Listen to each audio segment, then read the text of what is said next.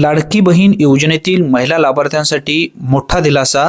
राज्य सरकारच्या माध्यमातून नवीन जी.आर. लवकर ही माहिती शेवटपर्यंत नक्की पाहून घ्या।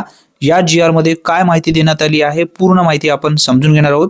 मुख्यमंत्री माझी लाडकी बहीण या योजनेअंतर्गत पात्र लाभार्थी महिलांची पडताळणी आणि प्रमाणीकरण करण्यासाठी ई-केवायसी माध्यमातून आधार ऑथेंटिकेशन करण्याबाबत महाराष्ट्र शासन महिला व बाल विकास विभाग यांच्या माध्यमातून जो जी.आर. घेण्यात आलेला आहे, या जी.आर. मध्ये पुढे जी माहिती देण्यात आली आहे ती माहिती प्रत्येक महिलांना समजून घेणे गरजेचे आहे।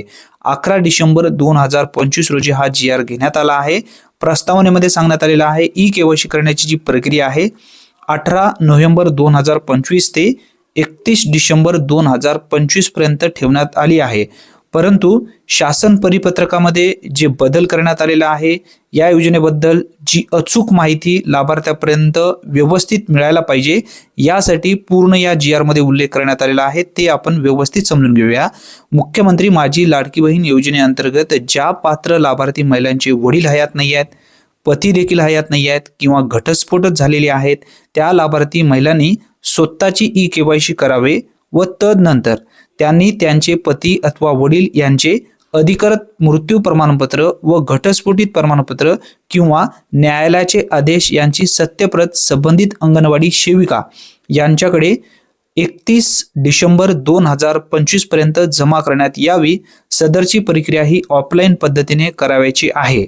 फक्त स्वतःची तुम्हाला ई-केवायसी सर्वप्रथम करून घ्यायची या पोर्टलवरून। त्यानंतर जे काही प्रमाणपत्र आहे ते अंगणवाडी सेविकेकडे द्यायचं आहे। उल्लेख स्पष्टपणे या ठिकाणी देण्यात आलेला आहे, त्यासाठी तुम्ही अंगणवाडी सेविकाला हा व्हिडिओ दाखवू शकता। या जी.आर. ची लिंक मी टेलिग्राम ग्रुपवरती देईन, PDF, त्या ठिकाणी तुम्ही सहज डाउनलोड करून घ्याल।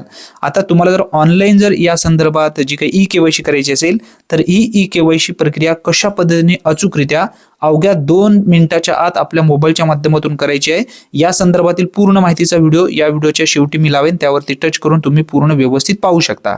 आता त्यानंतर पुढे जी माहिती देण्यात आली आहे ती माहिती व्यवस्थित समजून घ्या। बघा, दुसरा पॉइंट महत्त्वाचा आहे बरं काय।